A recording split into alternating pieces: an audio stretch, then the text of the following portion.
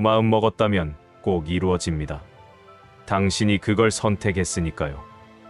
우리가 아무리 열심히 일해도 부자가 되지 못하는 진짜 이유는 무엇일까요? 많은 사람들이 새벽부터 밤늦게까지 일하고 저축하고 투자하지만 여전히 재정적 자유를 얻지 못해요. 그 비밀은 바로 우리의 잠재의식에 숨어 있답니다. 마치 컴퓨터의 운영체제처럼 우리의 잠재의식은 우리가 인식하지 못하는 사이에 모든 재정적 결정을 좌우하고 있어요. 신경과학자들의 연구에 따르면 우리 행동의 95%는 잠재의식에 의해 자동으로 이루어진다고 해요. 이는 우리가 돈을 대하는 태도, 소비 패턴, 그리고 부에 대한 믿음까지 모두 포함돼요. 잠재의식이 가난이나 중산층의 삶으로 프로그래밍되어 있다면 의식적인 노력만으로는 이를 극복하기가 정말 어려워요. 오늘은 이 보이지 않는 장벽을 어떻게 허물 수 있는지 깊이 있게 알아볼게요. 우리의 잠재의식은 마치 스마트폰의 운영체제와 같아요. 안드로이드 폰이 안드로이드로 작동하듯이 우리의 재정적 현실도 잠재의식이라는 소프트웨어에 의해 결정돼요. 이 소프트웨어가 어떻게 프로그래밍되어 있느냐에 따라 우리가 부자가 될 수도 평생 가난하게 살 수도 있답니다. 놀랍게도 이 프로그래밍의 대부분은 우리가 7세가 되기 전에 이미 완성돼요. 하버드 대학의 심리학 연구에 따르면 복권에 당첨된 사람들의 70%가 5년 이내에 다시 원래의 재정 상태로 돌아간다고 해요. 이는 단순히 돈 관리를 못해서가 아니라 그들의 잠재의식 소프트웨어가 여전히 가난 또는 중산층 모드로 설정되어 있기 때문이에요. 반대로 파산한 부자들이 다시 부를 축적하는 경우가 많은 것도 같은 이유죠. 그들의 잠재의식은 부자 모드로 프로그래밍되어 있어서 어떤 상황에서도 부를 창출하는 기회를 찾아내고 실행해요. 이 잠재의식 소프트웨어는 우리가 돈을 벌 때 느끼는 감정부터 시작해요. 돈을 보면 불안해하는 사람, 죄책감을 느끼는 사람, 흥분하는 사람 등 반응이 다 달라요. 이런 감정적 반응은 우리가 어린 시절 부모님이 돈에 대해 이야기하는 것을 들으며 형성됐어요. 돈은 악의 근원이다. 우리 같은 사람은 부자가 될 수 없다. 돈이 없어서 못한다는 말들을 반복적으로 들으며 자란 아이는 자연스럽게 돈에 대한 부정적인 프로그래밍을 갖게 돼요. 더 흥미로운 점은 이 프로그래밍이 우리의 행동을 무의식적으로 조종한다는 거예요. 예를 들어 중산층으로 프로그래밍된 사람이 갑자기 큰 돈을 벌게 되면 무의식적으로 그 돈을 없애려는 행동을 해요. 불필요한 사치품을 사거나 위험한 투자를 하거나 심지어는 사기를 당하기도 하죠. 이는 잠재의식이 나는 이 정도 돈을 가질 자격이 없어 라고 속삭이기 때문이에요. 나의 생각으로는 이것이 많은 사람들이 재정적 도약을 하지 못하는 가장 큰 이유라고 봐요. 잠재의식 프로그래밍의 힘은 정말 강력해요. 스탠포드 대학의 연구에 따르면 동일한 교육 수준을 가진 사람들도 잠재의식 프로그래밍에 따라 평생 소득이 10배 이상 차이 날 수 있다고 해요. 이는 능력의 문제가 아니라 마인드셋의 문제라는 걸 보여주죠. 부자들은 돈을 도구로 보고 중산층은 목표로 보며 가난한 사람들은 문제로 본다는 차이가 있어요. 이런 프로그래밍은 우리의 일상적인 선택에도 영향을 미쳐요. 커피숍에서 메뉴를 고를 때, 옷을 살 때, 심지어 친구를 사귈 때도 잠재의식이 작동해요. 부자 프로그래밍을 가진 사람은 이것이 나에게 어떤 가치를 줄까를 묻고, 가난한 프로그래밍을 가진 사람은 이것이 얼마나 비싼가를 먼저 묻죠. 이런 작은 차이들이 쌓여서 큰 재정적 격차를 만들어내요. 놀라운 사실은 이 프로그래밍이 세대를 거쳐 전달된다는 거예요. 부모의 돈에 대한 태도와 행동은 자녀에게 그대로 복사되어 전달돼요. 그래서 부자 집안은 계속 부자로, 가난한 집안은 계속 가난하게 되는 경향이 있죠. 하지만 희망적인 것은 이 프로그래밍을 바꿀 수 있다는 거예요. 잠재의식 소프트웨어를 업데이트하는 것은 스마트폰을 업데이트하는 것보다 훨씬 어려워요. 하지만 불가능하지는 않아요. 많은 자수성가한 부자들이 바로 이 잠재의식 재프로그래밍을 통해 성공했어요. 그들은 자신의 한계를 인식하고 의도적으로 새로운 믿음과 습관을 만들어냈죠. 유리병에 벼룩을 넣고 뚜껑을 덮으면 어떤 일이 일어날까요? 처음에는 벼룩이 원래의 점프력으로 뛰어오르다가 뚜껑에 부딪혀요. 몇 번 부딪히고 나면 벼룩은 뚜껑 높이보다 낮게 뛰는 법을 학습하죠. 놀라운 건 나중에 뚜껑을 열어도 벼룩은 여전히 낮게만 뛴다는 거예요. 이것이 바로 우리의 재정적 한계가 만들어지는 방식이에요. 우리 모두는 각자의 재정적 유리병을 가지고 있어요. 어떤 사람에게는 월 300만 원이 한계고 어떤 사람에게는 1000만 원이 한계예요. 이 한계는 우리가 어린 시절부터 경험하고 관찰한 것들로 만들어졌어요. 부모님이 우리는 그런 걸 살 형편이 안 돼라고 말할 때마다 우리의 유리병 뚜껑은 조금씩 낮아졌죠. 학교에서 돈 많은 사람들은 나쁜 사람들이야 라는 말을 들을 때마다 우리는 무의식적으로 부자가 되는 것을 거부하게 됐어요. 심리학자들은 이런 제한적 믿음을 자기실현적 예언이라고 불러요. 우리가 믿는 대로 현실이 만들어진다는 뜻이죠. 나는 수학을 못해 라고 믿는 학생은 정말로 수학을 못하게 되고, 우리 가족은 사업에 소질이 없어 라고 믿는 사람은 사업 기회를 보지 못해요. 이런 믿음들은 너무나 깊이 뿌리 박혀 있어서 우리는 그것이 진실이라고 착각하게 돼요. 제한적 믿음의 무서운 점은 그것이 우리의 현실을 왜곡한다는 거예요. 예를 들어, 돈을 많이 벌면 친구를 잃는다는 믿음을 가진 사람은 실제로 돈을 벌 기회가 와도 무의식적으로 그것을 회피해요. 승진 기회를 거절하거나 사업 제안을 무시하거나 투자 기회를 놓치죠. 겉으로는 다른 이유를 대지만 실제로는 잠재의식이 돈을 많이 벌면 안 돼라고 명령하고 있는 거예요. 이런 제한적 믿음들은 우리의 일상 속에서 다양한 형태로 나타나요. 세일 기간에만 쇼핑하는 습관, 비싼 레스토랑에 가면 불편해하는 마음, 큰 돈을 쓸 때 느끼는 죄책감 등이 모두 제한적 믿음의 증거예요. 어떤 사람들은 월급날이 되면 바로 돈을 다 써버리는데, 이는 나는 큰 돈을 가질 자격이 없다는 무의식적 믿음 때문이에요. 더 심각한 경우에는 상위 한계 문제가 발생해요. 이는 우리가 너무 행복하거나 성공적일 때 무의식적으로 그것을 망치는 행동을 하는 현상이에요. 사업이 잘 되기 시작하면 갑자기 큰 실수를 하거나 좋은 관계가 생기면 괜한 싸움을 만들어내는 시기죠. 이는 우리의 잠재의식이 나는 이 정도로 행복할 자격이 없어 라고 믿기 때문이에요. 제한적 믿음은 또한 우리가 보는 것과 보지 못하는 것을 결정해요.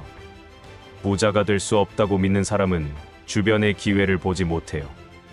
반면 부자 마인드셋을 가진 사람은 같은 상황에서도 기회를 발견하죠. 코로나19 팬데믹 때 어떤 사람들은 경제가 망했어 라고 한탄했지만, 어떤 사람들은 온라인 비즈니스 기회를 포착하고 큰 돈을 벌었어요. 같은 상황, 다른 믿음, 다른 결과였죠. 하지만 희망이 있어요. 벼룩도 훈련을 통해 다시 높이 뛸 수 있게 할 수 있듯이 우리도 제한적 믿음을 깨뜨릴 수 있어요. 첫 번째 단계는 자신의 제한적 믿음을 인식하는 거예요. 돈에 대해 생각할 때 어떤 감정이 드는지, 부자들을 볼 때 어떤 생각이 드는지 관찰해 보세요. 그것이 바로 당신의 유리병 뚜껑이에요. 우리의 재정적 운명은 놀랍게도 7살이 되기 전에 대부분 결정된다고 해요. 이 시기는 뇌가 스펀지처럼 모든 정보를 흡수하는 세타파 상태에 있어요. 부모님이 돈 때문에 싸우는 모습, 할머니가 돈이 없어서라고 한숨 쉬는 소리, 에서 나오는 부자는 나쁜 사람이라는 메시지들이 모두 우리의 무의식 깊숙이 새겨져요. 이것이 바로 우리의 평생 재정 패턴을 결정하는 원초적 프로그래밍이에요. 우리는 가난해. 돈은 나무에서 자라는 게 아니야. 부자들은 탐욕스러워. 같은 말들이 반복되면 아이의 뇌는 이를 진실로 받아들여요. 이렇게 형성된 믿음은 성인이 되어서도 우리의 모든 재정적 결정에 영향을 미쳐요. 특히 강력한 것은 감정적 각인이에요. 부모님이 돈 때문에 크게 싸운 날, 집에 전기가 끊긴 날, 또는 반대로 복권에 당첨되어 기뻐한 날 같은 강렬한 감정적 경험은 우리의 잠재의식에 깊은 흔적을 남겨요. 한 연구에 따르면 어린 시절. 경제적 어려움을 겪은 사람들의 70%가 성인이 되어서도 돈에 대한 불안을 느낀다고 해요. 심지어 충분한 돈을 벌고 있어도 말이죠. 문화적 프로그래밍도 무시할 수 없어요. 한국에서는 부자 3대 못 간다, 돈 자랑하면 망한다 같은 속담들이 우리의 무의식에 영향을 미쳐요. 부모의 행동은 말보다 훨씬 강력한 영향을 미쳐요. 아빠가 월급날이면 항상 이번 달도 빠듯하네라고 한숨 쉬는 모습, 엄마가 마트에서 가격표를 보며 고민하는 표정. 이런 것들이 아이에게는 돈은 항상 부족한 것이라는 메시지를 전달해요. 반대로 부모가 돈을 긍정적으로 대하고 투자나 사업에 대해 희망적으로 이야기하는 가정의 아이들은 자연스럽게 풍요로운 마인드셋을 갖게 돼요. 학교 교육도 우리의 재정 프로그래밍에 큰 영향을 미쳐요. 전통적인 교육 시스템은 좋은 성적, 좋은 대학, 좋은 직장, 안정적인 월급이라는 공식을 가르쳐요. 이는 직장인 마인드셋을 만들어내죠. 반면 기업가 정신, 투자, 창의적 문제 해결 같은 부를 창출하는 능력은 거의 가르치지 않아요. 그 결과 대부분의 사람들은 월급 이외의 수입원을 상상하지 못하게 돼요. 형제자매 간의 비교도 중요한 프로그래밍 요소예요. 형은 똑똑해서 성공할 거야. 넌 그냥 성실하게 살아 같은 말을 들으며 자란 아이는 자신의 잠재력에 대해 제한적인 믿음을 갖게 돼요. 출생 순서에 따른 재정적 성향 연구에 따르면 첫째는 안정 추구 성향이, 막내는 위험 감수 성향이 더 강하다고 해요.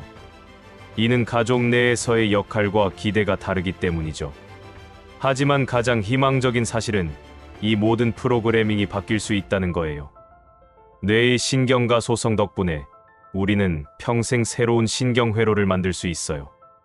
많은 성공한 사람들이 가난한 환경에서 자랐지만 의식적인 노력을 통해 자신의 프로그래밍을 바꿨어요. 오프라 윈프리, 하워드 슐츠 같은 사람들이 좋은 예죠. 그들은 어린 시절의 가난한 프로그래밍을 극복하고 엄청난 부를 창출했어요. 인스타그램을 보면 모두가 부자처럼 보여요. 명품 가방, 고급 차, 해외여행 사진들이 넘쳐나죠. 하지만 충격적인 진실은 이런 부자 코스프레를 하는 사람들의 80%가 실제로는 빚더미에 앉아 있다는 거예요. 이것이 바로 현대 사회의 가장 위험한 함정, 부의 환상이에요.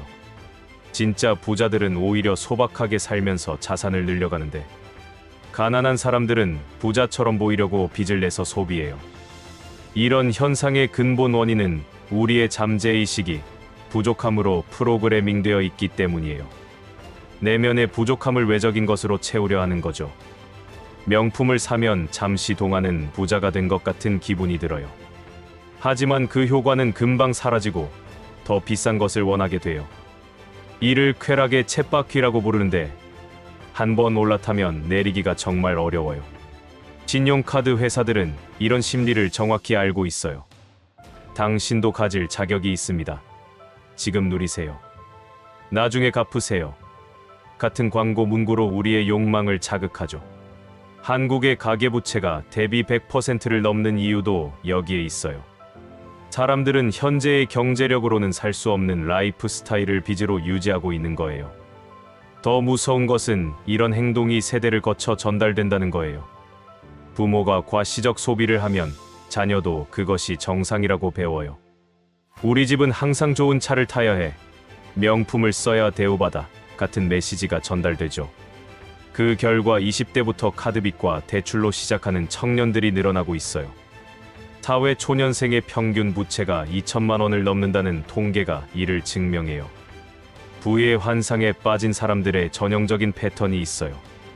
월급날이 되면 먼저 나에게 주는 선물을 사요. 그 다음 생활비를 쓰고 마지막에 남은 돈으로 저축을 하려 하지만 남는 게 없죠. 반면 진짜 부자들은 정반대로 행동해요. 먼저 저축과 투자를 하고 남은 돈으로 생활해요. 이 작은 순서의 차이가 10년 후에는 엄청난 격차를 만들어내요. 소셜미디어가 부의 환상을 더욱 부추기고 있어요. 사람들은 자신의 가장 화려한 순간만을 선별해서 올려요. 그걸 본 다른 사람들은 열등감을 느끼고 자신도 비슷한 사진을 올리기 위해 무리한 소비를 해요. 한 연구에 따르면 사용 시간이 많을수록 충동 구매와 과소비 경향이 높아진다고 해요. 가상의 경쟁이 실제 재정을 망치고 있는 거죠. 진짜 부자들의 소비 습관을 연구한 토마스 스텔리 박사의 백만장자 마인드에 따르면 미국 백만장자의 86%가 중고차를 타고 평균 정장 가격이 40만 원 이하라고 해요. 워런 버핏은 아직도 1958년에 산 집에 살고 마크 저커버그는 같은 티셔츠를 여러 벌 사서 입어요. 그들에게 중요한 건 보이는 것이 아니라 실제 자산이기 때문이죠. 부채의 늪에서 빠져나오려면 먼저 자신이 왜 과소비를 하는지 이해해야 해요. 대부분의 경우 감정적 공허함을 물질로 채우려는 시도예요. 스트레스를 받으면 쇼핑하고, 우울하면 맛있는 걸 사 먹고, 열등감을 느끼면 비싼 물건을 사요. 하지만 이런 행동은 일시적인 위안만 줄 뿐, 장기적으로는 더 큰 스트레스와 불안을 만들어내요. 진정한 해결책은 내면의 프로그래밍을 바꾸는 것뿐이에요. 좋은 소식이 있어요. 최신 신경과학 연구에 따르면 우리의 뇌는 평생 변할 수 있다고 해요.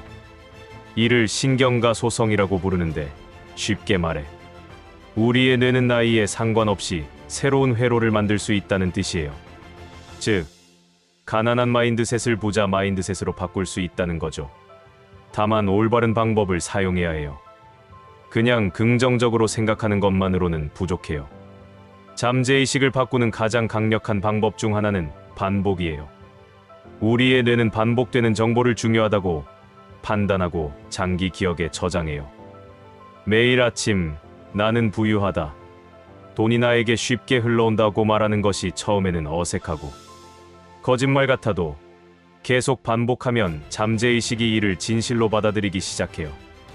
이를 자기 암시 또는 확언이라고 불러요.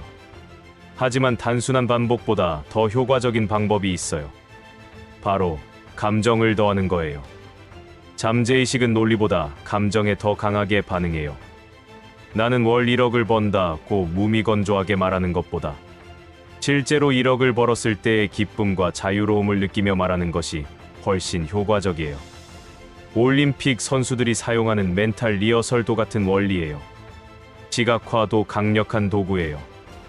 매일 10분씩 눈을 감고 원하는 삶을 구체적으로 상상해 보세요. 어떤 집에 살고 있는지, 어떤 차를 타는지, 어떤 일을 하는지 디테일하게 그려보는 거예요. 중요한 건 단순히 물질적인 것만이 아니라 그때의 감정과 감각까지 느끼는 거예요. 바람의 느낌, 햇살의 따뜻함, 가족들의 웃음소리까지 상상하면 뇌는 이를 실제 경험으로 인식해요. 될 때까지 행동하라는 실제로 과학적 근거가 있는 방법이에요. 하버드 대학의 에이미 커디 교수의 연구에 따르면 2분간 파워 포즈를 취하는 것만으로도 테스토스테론이 20% 증가하고 코르티솔이 25% 감소한다고 해요. 즉, 몸의 자세를 바꾸는 것만으로도 호르몬과 마인드셋이 바뀐다는 거죠. 부자처럼 행동하고 부자처럼 생각하면 실제로 부자가 될 확률이 높아져요. 환경을 바꾸는 것도 중요해요. 우리는 주변 5명의 평균이 된다는 말이 있죠. 계속 돈 걱정만 하는 사람들과 어울리면 자연스럽게 그런 마인드셋을 갖게 돼요. 반대로 성공한 사람들, 긍정적인 사람들과 시간을 보내면 그들의 사고방식이 전염돼요. 부자 마인드셋을 가진 사람들의 책을 읽고 팟캐스트를 듣고 세미나에 참석하는 것도 좋은 방법이에요. 무의식을 바꾸는 또 다른 강력한 방법은 질문이에요. 우리의 뇌는 질문을 받으면 자동으로 답을 찾으려 해요. 왜 나는 항상 돈이 없을까? 라고 묻는 대신 어떻게 하면 더 많은 수입을 만들 수 있을까? 라고 물어보세요. 왜 나는 실패할까? 가 아니라 이 경험에서 무엇을 배울 수 있을까? 라고 묻는 거예요. 질문의 질이 인생의 질을 결정해요. 마지막으로 작은 성공 경험을 쌓는 것이 중요해요. 잠재의식은 증거를 좋아해요. 매달 10만 원씩 저축하는 것부터 시작해서 목표를 달성할 때마다 스스로를 축하해주세요.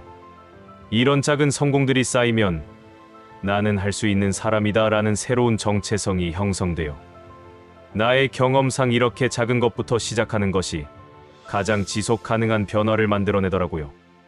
변화의 비밀은 거창한 계획이 아니라 매일의 작은 실천에 있어요. 양치질을 하루 빼먹는다고 이가 썩지 않지만 매일 빼먹으면 큰 문제가 생기죠. 잠재의식 재프로그래밍도 마찬가지예요. 하루 이틀에서는 효과가 없고 최소 21일에서 66일은 꾸준히 해야 새로운 신경회로가 만들어져요. 이제 구체적인 일상 실천법을 알아볼게요. 아침 루틴이 하루를 결정해요. 알람이 울리자마자 스마트폰을 보는 대신 먼저 감사한 것 3가지를 떠올려 보세요. 오늘도 건강하게 일어났다. 따뜻한 집이 있다. 사랑하는 가족이 있다. 같은 것들이요.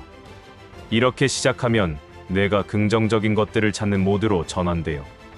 그 다음 거울을 보며 나는 충분히 가치 있고 부를 받을 자격이 있다고 10번 반복해 보세요. 출근길이나 운동할 때는 성공 마인드셋 관련 오디오북이나 팟캐스트를 들어요.